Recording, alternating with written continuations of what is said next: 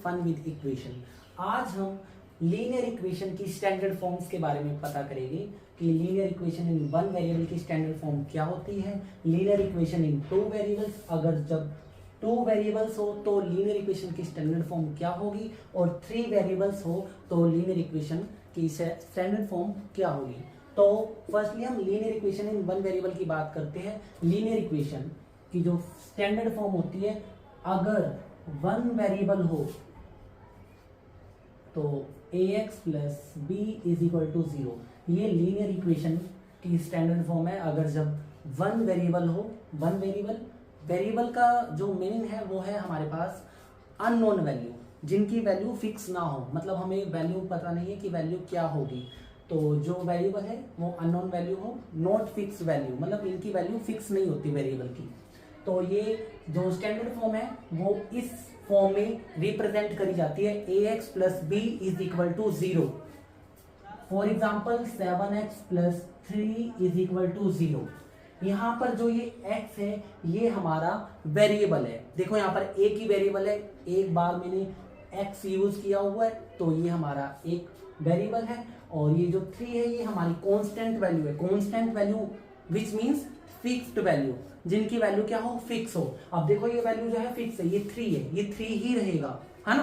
तो जो value fix हो वो कांस्टेंट वैल्यू, और वेरिएबल वो होती है जिनकी वैल्यू फिक्स ना हो। और जो ये 7 है ये वेरिएबल के साथ लगाओ, ये x का कोफिशिएंट है, विच इज मतलब वेरिएबल का कोफिशिएंट है ये 7 हमारा। तो ये हमारी linear equation in one variable की स्टैंडर्ड फॉर्म है। क्लियर। अब बात करते हैं linear equation in two variables. अगर लीनियर इक्वेशन में टू वेरिएबल्स हो तो उसकी स्टैंडर्ड फॉर्म जो है वो इस तरीके से रिप्रेजेंट करी जाती है, ax plus B Y plus C is equal to 0। ये linear equation in two variable की स्टैंडर्ड फॉर्म है। यहाँ पर हमारे पास टू वेरिएबल्स है, x एंड y।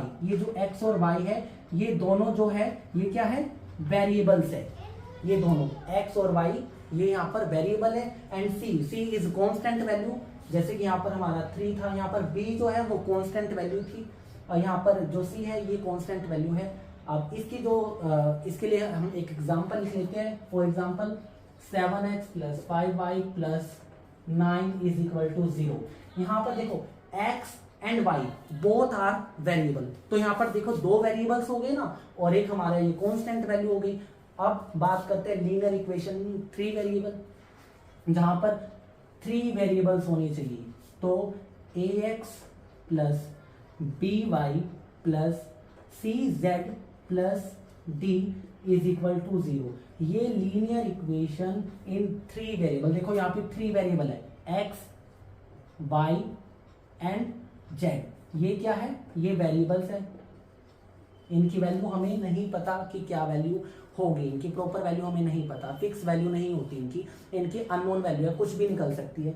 तो ये हमारे 3 वेरिएबल्स हो गए। एंड डी क्या है, यहाँ पर डी हमारा यहाँ पर कांस्टेंट वैल्यू है। जैसे कि अगर मैं इसकी इक्वेशन लिखूं, एक एग्जांपल लिखूं, जैसे 7x plus 5y plus 6z plus 2 is equal to 0। Linear equation in 3 variable की स्टैंडर्ड फॉर्म में हम इसको इस फॉर्म में रिप्रेजेंट करते हैं। तो यहाँ पर देखो हमने linear equation in one variable के बारे में पढ़ा कि इसकी जो स्टैंडर्ड फॉर्म है वो ax plus B is equal to 0 की फॉर्म में होती है। Linear equation in two variable में हमने पढ़ा कि ax plus B Y plus C is equal to 0 की फॉर्म में है।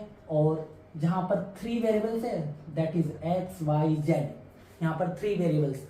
तो अब आपके लिए एक होमवर्क है, आपको जल्दी से जल्दी कमेंट करना है, और कमेंट में ये लिखना है कि लीनियर इक्वेशन इन 4 वेरिएबल। अगर 4 वेरिएबल हो तो उसके लीनियर इक्वेशन की जो स्टैंडर्ड फॉर्म है वो किस फॉर्म में होगी। आपको जल्दी से जल्दी ये लाइक करना है, शेयर करना है और कमेंट करना है। तो thank you so much for watching this video, और एक लाइक तो बनता है। Thank you.